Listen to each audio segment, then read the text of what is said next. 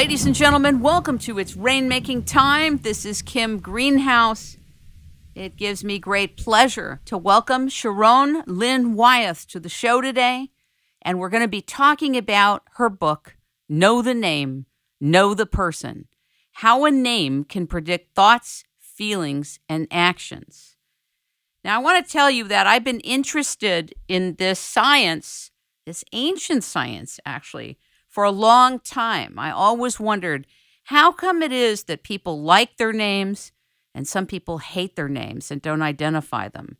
I wanted to know how come it was in my 30s I wanted to change my first name to something else and actually almost get rid of my last name. And I wondered about the people who feel this way. Well, it turns out the Romans think that names are destiny. And in Sumerian times, they were interested in names as well. In biblical times, names revealed what was supposed to be the pure essence of a person or their true nature. Some people say that the Akashic records are very tied in to a person's name, that actually the spirit of the child selects their name, and through prodding, that the name is guided to the mother. And some children have been born and do not have any connection with that name. Some children even feel they were given the wrong name at birth. What we're talking about today is Neimology Science. And this science extends not only to the United States, it extends to Europe, to Africa, to North, Central, and South America. It extends to all cultures. What Sharón Lynn Wyeth is going to talk about is how it is that names tell you about a person's life path, about their predilections, about what they came into their life with. Sharón has so much to teach. She is a math teacher and has been doing that for over 25 years. She's going to talk to us today about our first names, our last names, this science, and how it is that the placement of letters in names can actually help teachers in school figure out seating charts. Believe it or not, she can do it. Ladies and gentlemen, welcome Sharón Lynn Wyeth to It's Rainmaking Time. Good afternoon. It is a pleasure to be here with you, Kim. Well, let's talk about this science, because some people may say it's another way to profile us. It's another way to put us in a box.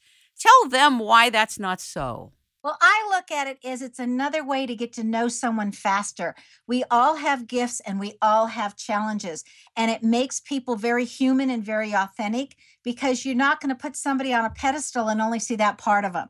You're going to say, oh, look, they've got their challenges, even though they're different than my challenges. It helps bring about compassion and empathy with other people. And it helps us know how to talk with them in a way that we can connect, and so that we're getting along instead of, batting heads with somebody. I always think if we can get along with our neighbors, then our cities can get along with other cities, and our states can get along with other states, and countries with other countries. But we can't expect the world to be at peace if we can't be at peace with the neighbors and who we're living around, and especially with our families. And so this is a way of getting to know somebody for who they are, why they came here, and instead of judging them for it and saying, wow, you came to learn this, well, boo-hoo on you. Instead, it's more like, wow, you came to learn this and I came to learn this other aspect, and maybe we can help each other. It's a wonderful way of connecting with somebody immediately. Now, I noticed in the book you said a person's traits are hidden in a person's name. And obviously, vibrational encoding is kind of known all over the world by the ancients. Why isn't this more mainstream, that there's a resonance and a vibration, and there's something karmic or dharmic to do with a person's, particularly their first name? Well, I think it has to do with the fact that sometimes knowledge gets lost. It's like when Thailand thought they were going to be invaded by Burma and they had never been at war before, they encoded all of their Thai massage, all of the positions and all of the learning in their actual buildings, hoping that if everything got destroyed, the buildings would stand and somebody could relearn it. And so I think it's very ancient knowledge, and it's all based on patterns. And my brain is so thoroughly trained in patterns, having my master's in math and having my master's and bachelor's and my master's there. And so I think what happened is I just started seeing the patterns in names and then went after it because I was curious to see what I could discover and what kind of patterns actually existed. So I think it's knowledge that's been there a long time. And if you believe in karma and reincarnation, my friends all say I must have done this in many, many lifetimes for how quickly I was piecing together different nuances within the names. To even be in this kind of work, you have to be an old soul. I could be wrong, but I think you have to come in with a part of it, don't you? I came in with a passion and a drive to get to know spirit better. I came in with a curiosity that excels in a willingness to go find my own answers. And starting when I was in eighth grade, when I read the Bible from front to back, then I wanted to read the Book of Mormon. Then I wanted to read other texts from other cultures, like the Bhagavad Gita and the Nag Hammadi. And I became a voracious reader and quite a spiritual seeker. So I became a meditator as of the age of 18 and took it incredibly seriously. And I think all of those things put together, helped me when I was struggling to put some of the patterns together, because I'd go into a meditative state and I'd simply quiet myself and ask. And very often I woke up at 4 o'clock in the morning with the mind running with answers. And I'd wake up and how fast could I get everything down on a piece of paper and then go back to bed and get up again and look at it later. So I think all of it contributes to my ability to be able to put the system together on how it works. I'd like you to share a little bit about onomastics, the study of names, naming, seeing the whole in social groups, organic molecules, you call it. What is onomastics? That's the study of names and what names represent to different cultures. And they take it apart in a different way than I do. I found patterns based on letters, and they use patterns based on more when they put numbers next to the letters and they convert. Is that like gematria? I don't know. Have you heard of the Jewish background for naming? Like when you name a person, it has a resonance. It has, the letters add up to something. Is that the same thing you're doing? No, but we get the same results pretty much. What do you call that other thing that I'm referring to that I can't figure out the name of? I don't know what that's called, but I'm familiar with it. After I came up with my system, I studied all the different systems that were out there, but I didn't want to be influenced by them. Initially, I wanted to do my own research, and I wanted my research to be pure. I hear you. So when Dale Carnegie said that all names carry blessings and challenges, that's so true, isn't it? Well, he actually said that the sweetest sound that we can hear is our name. Nothing is sweeter in the world than us hearing our own name. So if we were smart, according to Dale Carnegie, we would be using other people's names frequently in our conversation pieces, because it's how we connect. It's how we resonate. It's how we know that somebody cares. You talk about in the book names holding the key to a person's talent while at the same time identifying one's challenges. Do you think it's too much built into a name, or do you actually feel that it's so scientific there's really nothing to talk about? Do you feel you've sorted it? I feel like it's pretty sorted. What I have found is that our first name is the essence of who we are. Our middle name is who we become under stress or when we're under a lot of pressure. And our last name represents our environment. Because you could have two people with the same first name with very different last names, and one could be brought up like spoiled and royalty and get everything, and the other one could be brought up in great poverty with great challenges. But the last name would indicate what the influence is and what the pressures and the environment is, because those people, even though the first name is the same, could end up entirely different in their characteristics and their qualities. So if I was to say it another way, I look at the first name as the ingredients that you have sitting in your kitchen, and your last name is all the possible recipes you can make out of those ingredients. That's an interesting example. Very interesting. When you wrote about the biblical names, what made you study that? Well, like I said, I had read the entire Bible when I was in eighth grade because I wanted to read it for myself and know what it really said. And so my thinking was that when I put together these patterns, an easy place or a very authentic place to test my theories initially before I brought them out and started testing them around the world was if I read in the Bible about somebody and their qualities and their characteristics, and would I get those same quality and characteristics out of the name from looking at it and the placement of the letters. So one of them that I think is very interesting is the name Abram and Sarai. And when the Lord came down and changed their names, he made it Abraham and Sarah. In other words, now they both had an AH in their name that they didn't have previously. And the AH in my system says that you're now a gift from God and you're on mission. And truly, Abraham and Sarah went on mission at that point in time once their names got changed. So it was different things like that that I was looking for in the names to say, is the person who they were, especially like Jacob becoming Israel and the slew of name changes all through the Bible, did they transform themselves from what one name represented to what the new name represented? And so I used that as one of my very first tests to see if any of what I was doing was authentic and accurate. What an interesting life and an interesting family you have. That could be a whole other book. I really think so. Do you want to share a little bit about where this started? Where was this motivated from? Because I think people may want to hear that. It was in my 7th year of teaching, and it was at the beginning of the school year. And I was making the seating charts for the children before they came in, because every good teacher knows that you have assigned seats so that you let the children know right away that you're organized and you're the one in charge. And you don't know the kids, so you randomly put them down anywhere.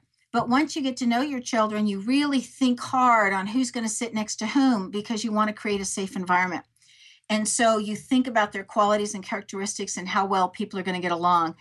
And so this was the beginning of the 7th year, and I went to make my random charts, only my brain was saying, don't put Joshua next to Julie because together they're going to be clowns. And put Stephanie over on the side. She's never going to want to change seats because she's very stubborn. And Derek's going to need extra help, so put him up close where you can get to him and oversee him a little bit more. And my brain was going through the same gyrations that I normally do once I get to know the kids better. So once I got over the guilt of feeling like, oh my gosh, I'm already, making assumptions about kids and I haven't met them yet, then I said, I'm more curious than anything else if what my brain has picked up, if it's actually accurate and true. So I went through all 150 children's names and I wrote down what my impression was that I was getting from my brain. And I put it aside until winter break. And when I looked at it at winter break, I was astonished at how accurate it was for how I had already interacted with the children and gotten to know them each. So with that, my curiosity was aroused and I thought, let's look at the patterns. So there was a plethora of Davids in my life. So I made a column for every one of my David friends. And I said, what are their qualities and characteristics that I've been able to observe? So I wrote down all the adjectives and adverbs for every David that I had. And then I looked across the columns and I said, what do they all have in common? And I circled all of those qualities and characteristics. And I said, okay, those must land in the name David. And then what do they not have in common? Well, I only had names to work with. So it had to be in the middle name and it had to be in the last name. And so that's how I started. And then it was just seeking patterns and really bugging everybody I knew, especially as I started doing how one letter would influence another letter sitting next to it. I thought, as the kids, if you put one student next to another student and they like each other, they act one way. But if they don't like each other, the same child could act very differently.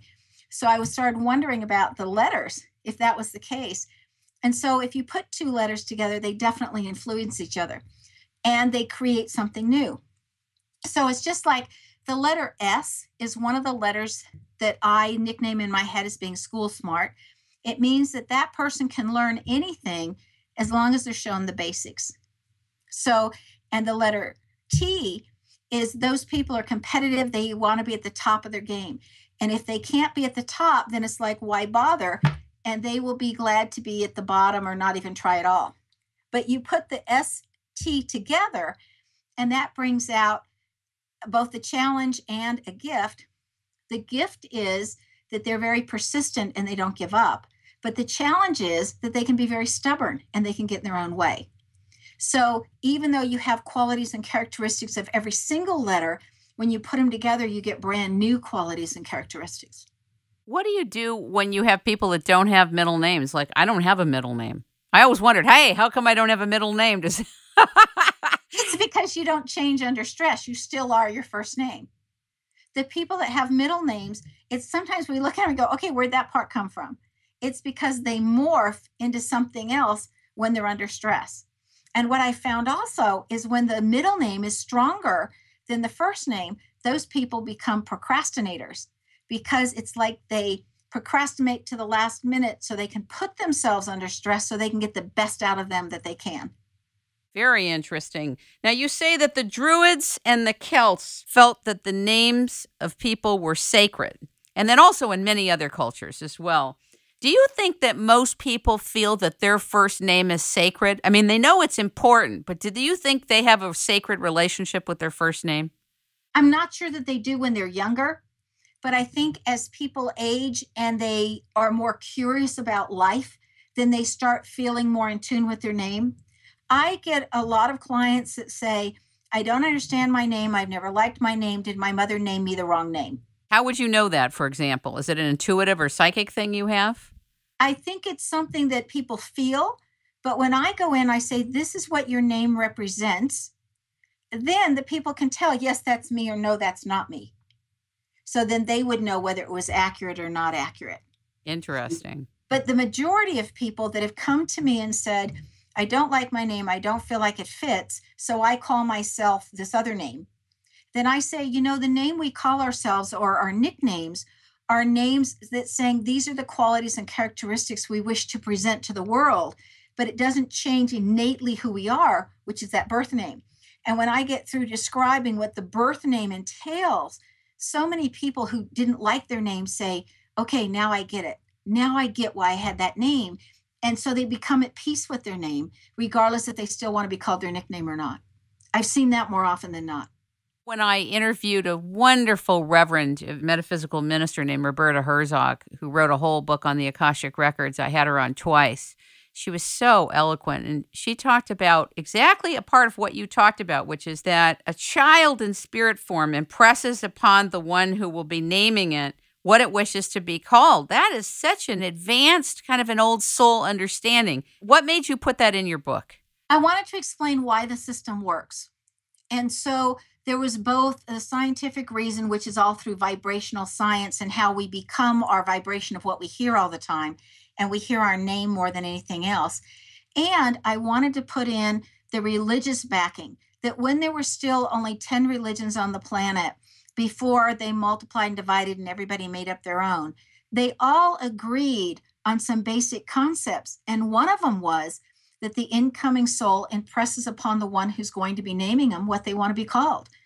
And between me reading all of the spiritual books that I have read, to me, that just resonated as truth.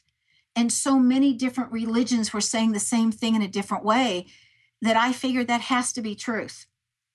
Would you share the Joshua Jeremiah scenario about him and being named? I really love the examples you gave. And I know you have maybe thousands, but could you share that one? I'd be glad to. There was a husband and wife that were sleeping, and the husband woke up and he said, our son came to me last night and gave me his name. Now, this couple did not even know that she was pregnant yet. And the wife responded with, well, he came to me too and gave me his name. And so she said, go into the other room and write down the name that you got. I'll go into this room, and write down the name so that we're not influencing each other, and let's see what we got. So the wife wrote down Joshua Jedediah, and the husband wrote down Joshua Jeremiah. And so they both looked at each other and said, well, we've got a Joshua J coming. And the husband said, you usually get this better than I do, so we'll call him Joshua Jedediah. Well, it wasn't until another month later that they realized that she actually was pregnant. And so they constantly talked to the baby and the soul as Joshua Jedediah. Well, right before that baby was going to be born, the husband had another dream. And he woke up and he said, Joshua came to me again last night, and he said, why do you always listen to her? She didn't get it right. That's why I had to come to you in the first place. I don't want to be a Jedediah. I want to be a Jeremiah. So the husband and the wife said, okay, we'll name this child Joshua Jeremiah. So when the child was born, he got named Joshua Jeremiah. But the best part of the story is when the child was between 2 and 3 years old and already starting to talk, he got up in the middle of the night one night and he came up to his mother. And out of the blue, he said, "Mother, you almost got my name wrong." Now, he's still way too young for them to tell him how he got named. And they had never had this discussion. And she was startled. And so she goes, "Wait a minute, I'm not sure I heard you right. Tell me again, what did you say?" And he said, "Mom, you didn't get my name right. So I had to go to Dad and give him my name. I didn't want to be a Jedediah. I wanted to be a Jeremiah." Very fascinating. It just goes to show you, example after example, that the soul really is doing a lot of work before it even comes in. Right. So if we already know who we are or what we're coming for and why we're making the sojourn, then we can make sure that the appropriate name that helps us accomplish that goal is what's given to us. I'm bringing up Roberta. She has passed on. Otherwise, I would have brought her on with you today. But I'm going to bring her on in spirit for just a moment. One of the things she said is exactly what you said. Sometimes people will have a wrong name, even a wrong first name. And until they find whatever that name is, or as you say, make peace with the name they have, but sometimes people are given the wrong name and they're stuck with that name and they end up changing the name. And some people don't change their name and they're stuck with the wrong name, but it impacts their life path, it impacts their experience. So one of the things she said is that just because you feel like changing your name doesn't mean you're supposed to change your first name. There's a thought and a precept that you may have signed on to this karmically, and that name has the life path for you, even if you don't totally love it. Do you agree with that or disagree with that? I mean, I know she's not here to respond, but I'm just wondering. I don't often recommend changing a name unless within the name there is violence and you want to abate that violence, or there's a great deal of health challenges and you want to soften some of those challenges. I don't choose to help anybody avoid what they came to learn, but sometimes you can soften the lesson so you can still get it, but it's not quite as painful. But I think the birth name is what registers your life path and your contract with God. So if you change something legally, you're changing your path. It'd be like saying, "Okay, God, now that I'm down here, I'm not sure I like the contract and what I agreed to before I came, so I want to change my contract with you." So if you're changing your name, that's what you're doing. And I believe when you get to the other side, you may look back and say, I don't think that's really what I wanted to do because I had a wider perspective when I was still in spirit. And I made that choice for a reason. And even though I didn't agree with it once I got down there, now I've got to go back and redo it, redo the parts I missed when I changed my name. I know for a fact from being a woman that the spirit of the child gives you the name. I know that from personal experience. I don't have a child today, but I was pregnant in the year 2000, and it happened to me. I knew it was a boy. I knew his full name, exactly how to spell it because it was given. So I know what that's like, and I know what it's like for the spirit of that child to give it to you. That'll be something I write about in my personal biography. But anyway, I know for a fact because I've experienced it. It's profound. But I don't know that the marketplace of beings per se know that the spirit of that child is actually bringing in the name. What do you say to parents who are struggling over a name and they're confused and they're frustrated and they're trying to craft the name instead of receive the name? I recommend that they just relax with it. And some parents need to see and meet the baby first before they can commune vibrationally and feel that child's vibration and therefore be receptive to receiving the name. But I truly feel that the spirit of the incoming soul will do whatever it needs to make sure that the appropriate name is given. Now, sometimes parents just don't receive it correctly, but they can get close. For an example, when my mother named me Sharon instead of Sharón, I came in and she will tell you that some of the very first words when I learned how to talk out of my mouth was, "You got my name wrong." Oh my God, you said that to your mom? Yes, those were like the first words out of my mouth. "You got my name wrong." And I'm sure she was just as startled, with that pronouncement as anybody could be. But I refused to be called Sharon. And the only time I would let anybody call me Sharon was when I was absolutely upset and mad. And I was mad they were calling me that name. And I was a stubborn soul. And it was like I did not want that name. And by fourth grade, I had tried on so many names, trying to find my own name, knowing that that one wasn't right. And I finally gave up. And I said, fine, call me Sharon, but it's not my name. And I always let everybody know, you can call me this, but it's not my name. And so when I was married and living away from home, my mother went to an Israeli wedding. And in that wedding, the woman's name was Sharon, but pronounced Sharón. And so she called me and she said, I went to this wedding and they pronounced this name Sharón. And I could feel my entire body vibrate. It just so resonated with it. And I thought, isn't this marvelous? My mom never forgot I was upset with the name, and she still gave me my rightful name. Fascinating. What does your mom think about your work today? She's very pleased. My mother is quite a character and very intuitive. She gives readings for a living, and she's very pleased that I have found a name and that I no longer complain about my name, but I resonate with it. And I think she was incredibly happy when she gave me the Sharón piece and how I took to it. Like within 3 days of hearing it, it was like, that's me. I'm not answering to Sharon. And I think she was happy that she could finally come through with her piece. And think about how close that is. I mean, she almost got it right. Yeah, but the enunciation and the vibrational tone of that is so different, isn't it? It really is.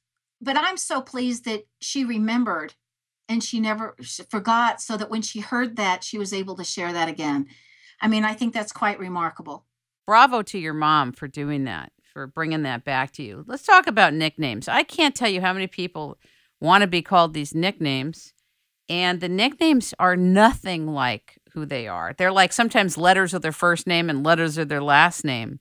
What is your take on this? What is your perception, and what does the science say about this?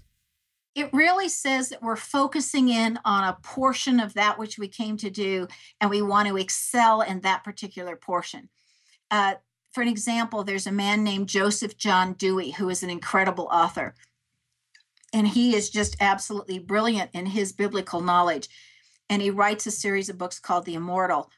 Well, instead of going by Joseph John, the letter J, when it's at the beginning of a name, says intuition and it says brilliance. And he goes by JJ, which really means he really wants to focus on that innateness, that intuition, that natural brilliance that he has, versus some of the other letters that might be distractors for why he came and for what he wants to do. So by going by JJ, that helps him stay very focused on his path versus also working on everything else that's in the letters. So people can take their initials or take a short name and say, this is the part that I'm focused on. This is what I'm concentrating on first. And then sometimes we outgrow those nicknames. And that means I've come to completion with those qualities and those things that I want to learn within that nickname. And now I'm ready to take on the rest of the name or something else.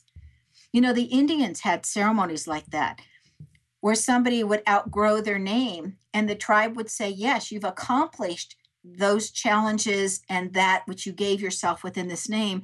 And now it's time for the wise ones or the shamans or the chiefs to grant you a new name, and they would have naming ceremonies. I love it. I could totally see it. But this is all so spiritual. This is all spiritual work, isn't it? To me, it is.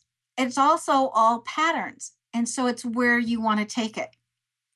I mean, there's so many different layers of it. Just like in life, we have an emotional layer, a mental layer, a spiritual layer, a physical layer. We have all these different layerings. And to me, it's even in the name, what we're working on and where we are within the pathway. For an example, the letter A is one of the spiritual letters. And the more A's in the name, the easier it is to have spiritual understanding. And then the first time you have a letter in your name, it says you're mastering those qualities or characteristics at the physical level. The second time you have the same letter in your name, it says you're now working on those qualities and those characteristics at the emotional level. And the third time is at the mental level. And the fourth time is at the spiritual level. And then after you have 4 of the same letter in a name, then it says, I am now a master of this energy or this vibration or these qualities. And now I'm a teacher for them.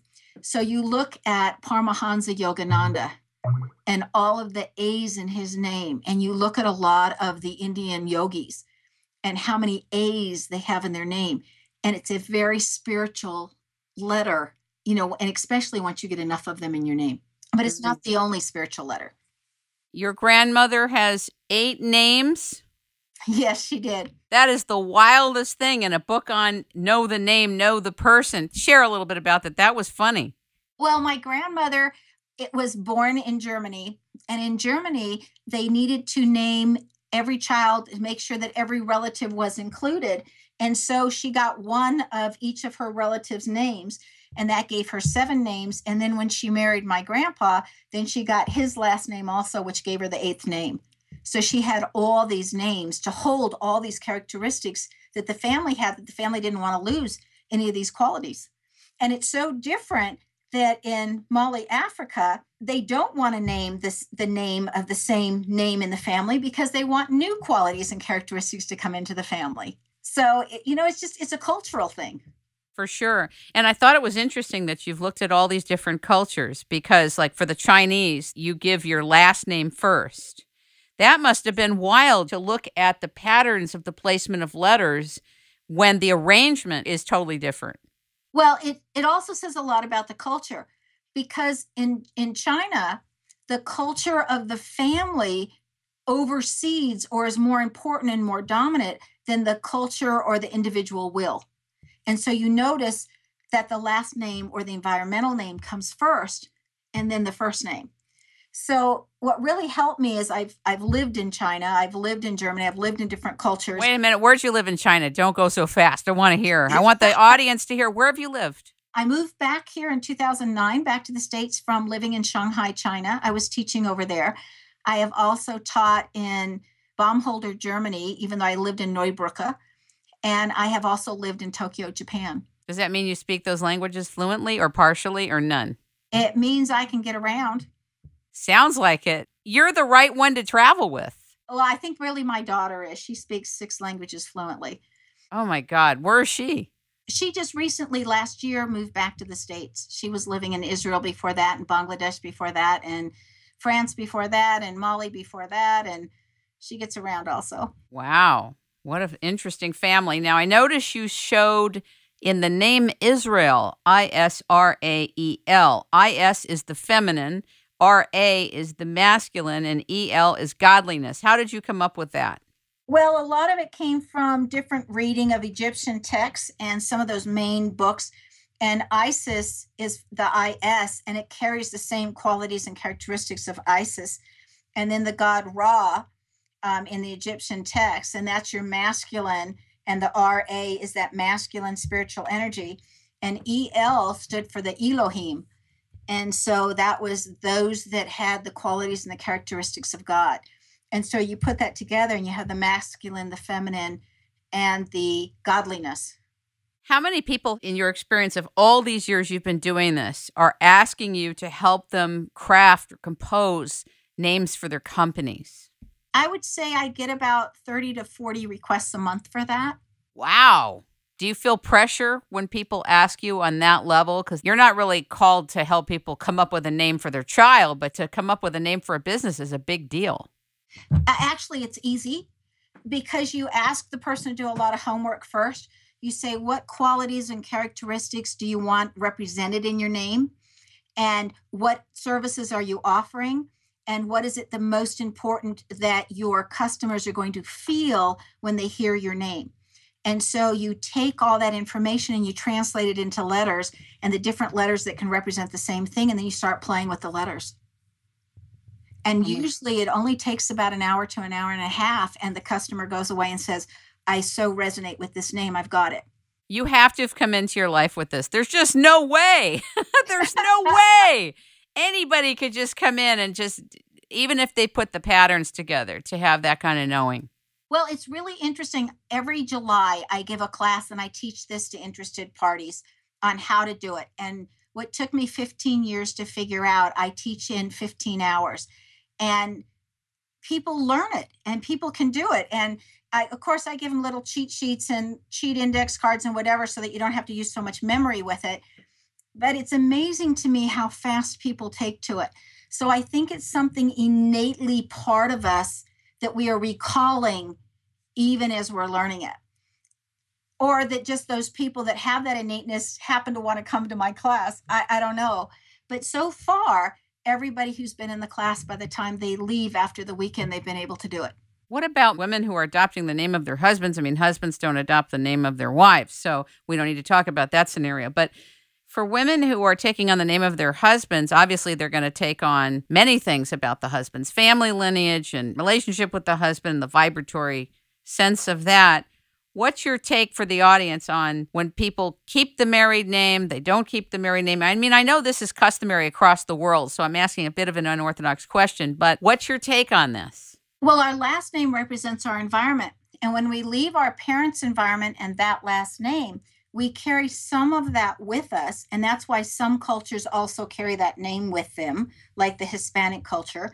But really, we're introduced to a brand new culture, and that is the culture that our husband represents and the marriage represents. And so when we take on his last name, we are agreeing to that new culture, that new environment that we're going to be living in. And the majority of the time, when I look at the names, I can say, this is how the shifting is going to take place. This is what you get to learn now, or this is how you get to adapt, and this is what you get to share and where you're going to grow. Occasionally, it'll make a combination of letters that brings violence into a relationship. And therefore, when I look at those names, I really recommend for the wife not to take on the husband's name. There's also... I'm sure it scares the hell out of her if you tell her that. It's like an omen. Look out. It kind of is like an omen. And personally, I wish I knew how to do this name thing before I named my children and before I got married. I think it would have really helped me in that respect. But I think it's important to know here's potential places where there can be problems. Because if you know ahead of time, then when they start coming up, you don't ignore them and you think, oh, they're just going to go away, or it's a minor thing, or it's a fluke. You go, okay, here it is. Let's deal with it up front. Let's deal with it quickly and really give it time and attention instead of passing it aside until it's so big that it's almost in your face and you don't maybe want to deal with it at all, and then divorces happen. Some last names, when a wife takes them on, and I don't see it very often, but I do see it. And that's when the last name, the new one, is so overpowering that the wife is going to lose her sense of self. And we see occasionally where women get married and they try so hard to please their husbands and they're morphing into what they think he wants from them that they lose their sense of self, and he's losing the person he fell in love with. And so that will show up in the name. And the coolest part is anytime you compare two names, you get to see where the compatibility is and where the buttons are going to be. And if you know ahead of time where the buttons are, you can learn how to speak in such a way you can get your point across without pushing the button. I would imagine that hiring departments of companies would be very interested in having you work with them. Are they? Some do. Some don't hire. Some don't even interview before they send me a list of names. And there's some companies that I just have a list of all the names that are currently working. And then when they say, okay, we're going to hire for this particular position, these are the qualities or the characteristics this person has to have. Here's the names of all the people that have applied. Save us time. Who are we interviewing? And occasionally I'll say, throw them all out. Start again. Wow. I don't have to do that very often, but sometimes it's like, I don't think so. And then there's times when I say, you would love this person, but I don't see this person staying long. And they don't. They do love them and they're a great worker, but they don't stay long. Something always happens and then they leave. That also is shown in the name. And timing is the one thing I don't know how to teach yet that's also shown in the name.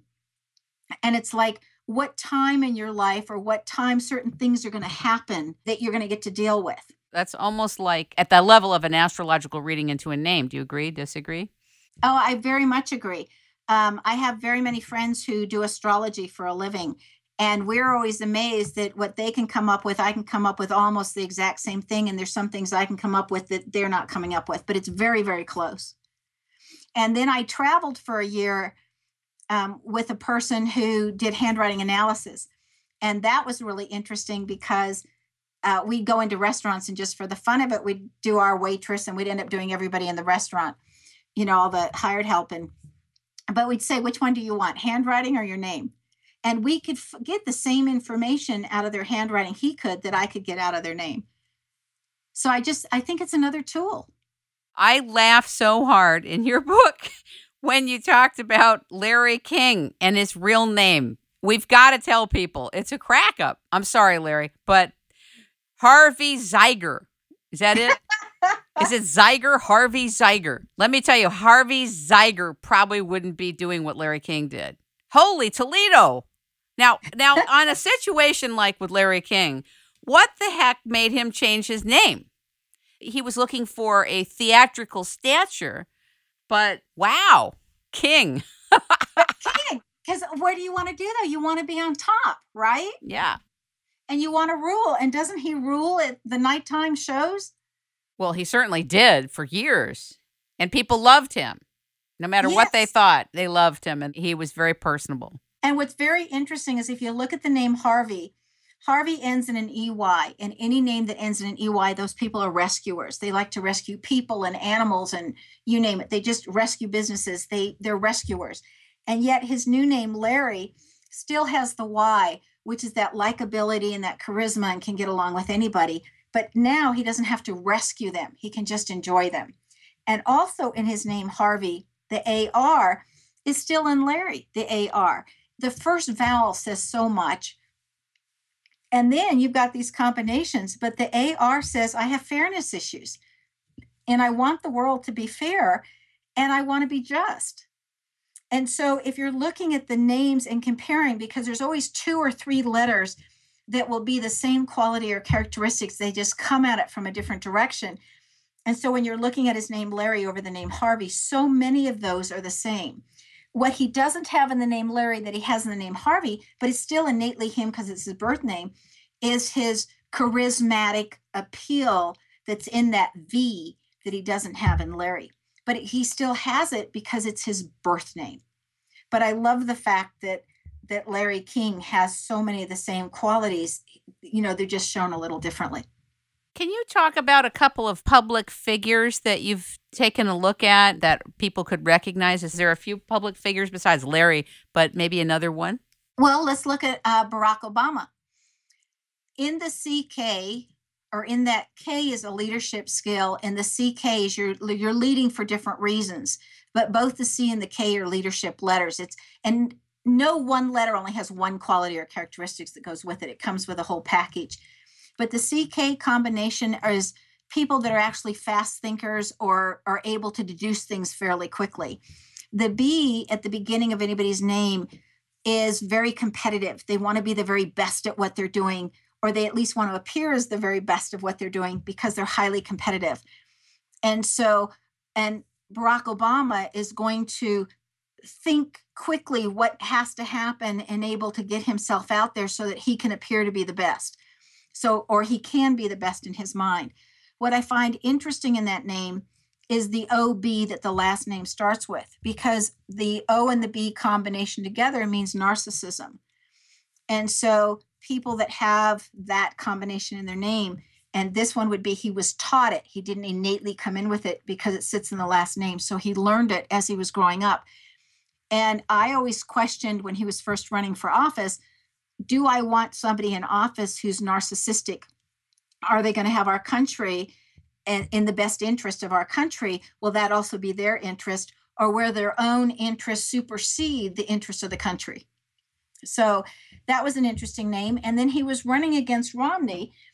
And in Romney's name, the Mitt Romney, and that's his middle name, but part of it says me first, and part of it says I'm very family oriented and I want to include everybody. And so I'm going to appear as a more gracious person to include and take care of everybody around me. However, he has it in his name that he can take without asking, or others can take from him without asking. So, or things can go not the way he wants it to. In other words, he can stay in charge, but he's not in charge. So I looked at both of those names when they were running for office, and I was like, what do you do when you don't want either one of them when you're looking at the names? You're not alone.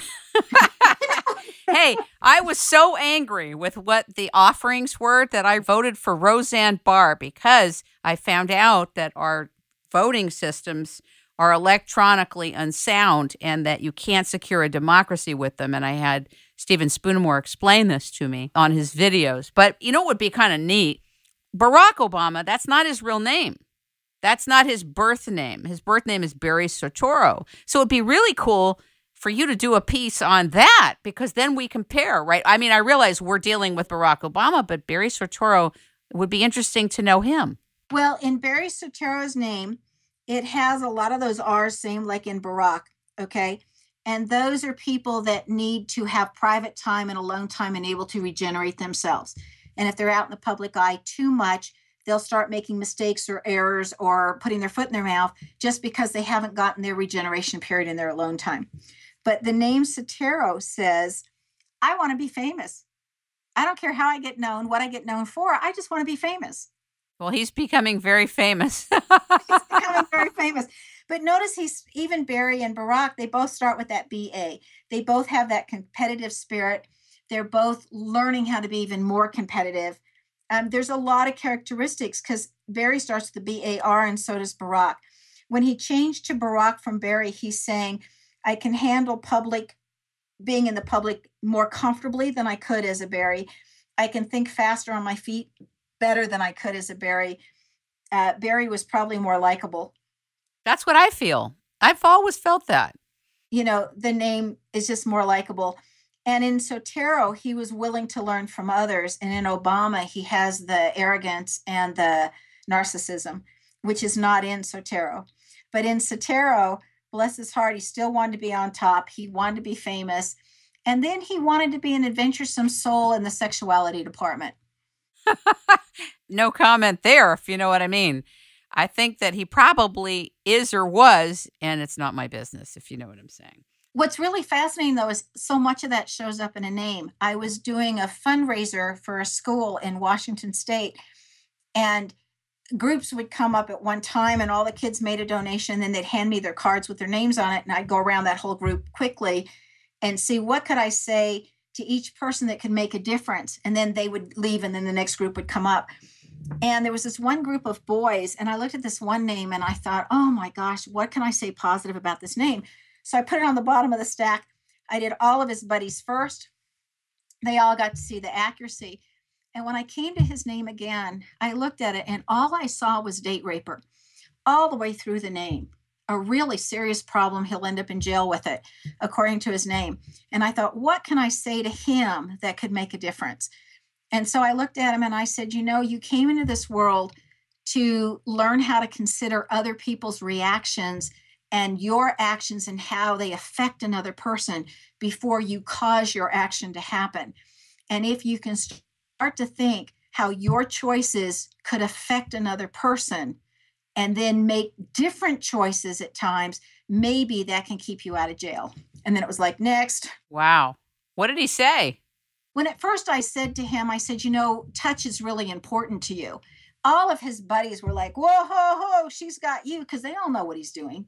And then I went through and said that, and his eyes got so big. It was like, you can see that too. And it's like, yes, it sits in the name. But hopefully you'll learn to control your urges or whom you choose to have experiences with so that you can stay out of jail.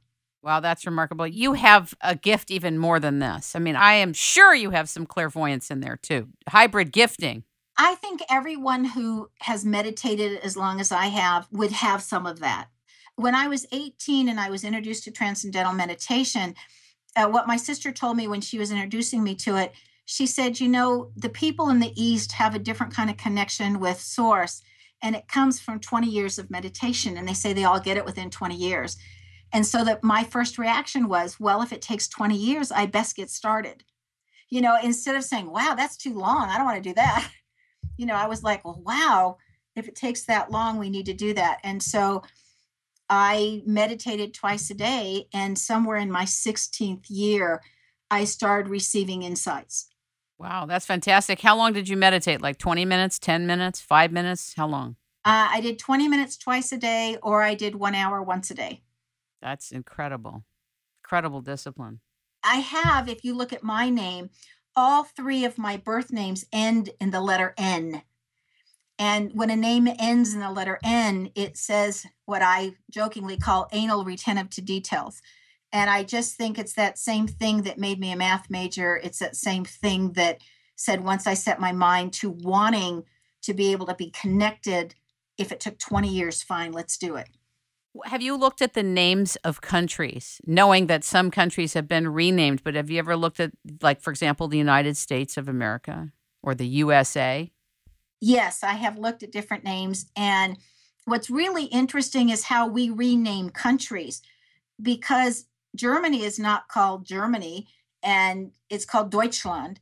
And in Spain, they call Germany Alemán, and yet we call it Germany.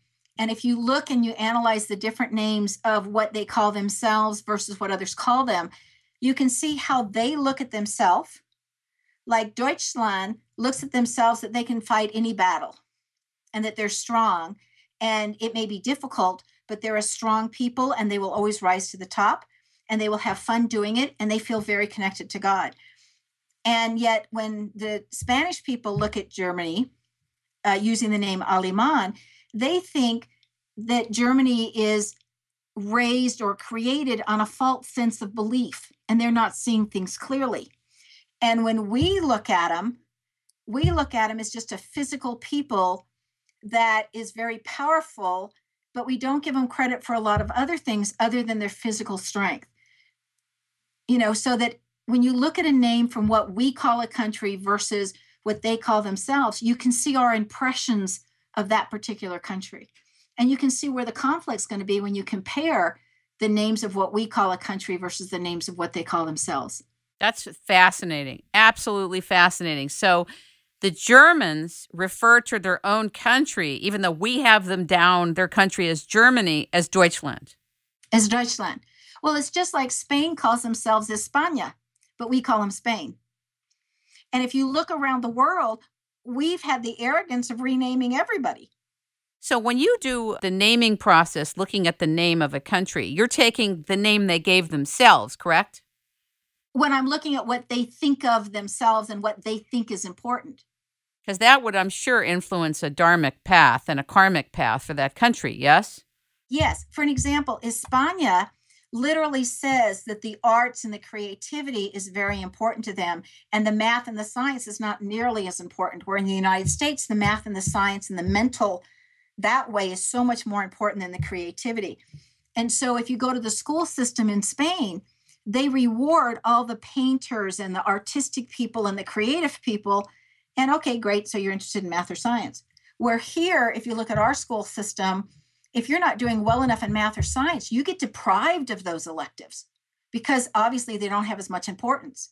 Not that I agree with that, but in our school system, you will be given a double math class or something else and be deprived of your elective if you're not doing well enough in your hardcore subjects.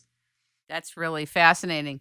Have you looked at the name France? What do the French call themselves? Not to ask you every name of every country, but do you know? I would have to look at a map because I honestly don't remember. It's been a while since I've been there. Okay, that's interesting. Very close. It's very close to France anyway. Oui, madame. How many leaders are looking at the kind of work that you're doing? And when I say that, I'm not necessarily talking about elected leaders, but people that are leading in a certain area. I have had company heads talk to me. I have had U.S. senators talk to me. I have had some very interesting people in their positions that hold a lot of power talk with me. That means there's more receptivity out there. So I just really want to thank you for joining us and writing your book, Know the Name, Know the Person, How a Name Can Predict Thoughts, Feelings, and Actions. And also, are you going to be teaching a class anytime soon, or do we all have to wait for summer? We all wait till July. I only do it once a year. Where do you do it? Every year it changes. Last year it was in San Antonio. This next year it's going to be in Sun Valley, Idaho. I'll bet it's going to be gorgeous there. It normally is during the summer, so I'm really looking forward to this. And the reason I only do it once a year is because I then do, within the class itself, they get 4 months of follow-up with me. That's fantastic. And you work over Skype? And we work over Skype after the class, yes. People are going to want to call you for a consult, and I imagine your fees are on your website, knowthename.com, correct? Correct. Know the Name is a very official site, and it gives you the background and how it came up, and you can listen to this show again, and I put the radio shows on there. But the site that's really fun to go look at is called Best Name Meanings, and that's 70 pages of information that you can just go through and take hours and hours to read. And as I discover new things since I put out the book, it all goes into bestnamemeanings.com. I wanted to ask you about your new book that's coming out. You want to talk about that now? Yes, in January, the second book, the follow-on book called Know the Name, Know the Spirit, is coming out, where Know the Name, Know the Person talks about the personality of somebody. Know the Name, Know the Spirit talks about what the soul is wanting for this lifetime and what the soul wants to learn and your contract with God. And where Know the Name, Know the Person sets up the whole process of how to determine a name and how to decipher a name so that you can learn the whole process. Know the Name, Know the Spirit, after the first chapter, just goes into immediately looking up what letters and what placement and what does it mean. So it's very easy to figure out your own contract with God by just looking up your letters in your name. I think that people are very lucky to be able to work with you. Very, very fortunate. And I think that we are very fortunate at this time in human evolution that this is even available and in a cohesive manner in which it can be learned or just experienced by consultation and advisory. And I really want to thank you for joining us today. Well, thank you so much for the opportunity. And I would like to invite your listeners that if they have illnesses or diseases to send me their name with that, if they wouldn't mind, because my current research is what is the pattern within the name that says what illnesses or diseases were susceptible based on the placement of the letters on our name. Because wouldn't it be nice to be able to say, in my name, these are the areas of the body that I have to pay more attention to. And that's my current research. And eventually, I hope it becomes Know the Name, Know the Health. Ladies and gentlemen, we have been talking with, learning from, and listening to Sharón Lynn Wyeth. Go to knowthename.com. And Sharón, thank you so much. And I look forward to having you back to talk about your new book in 2014. Thanks again. Thank you.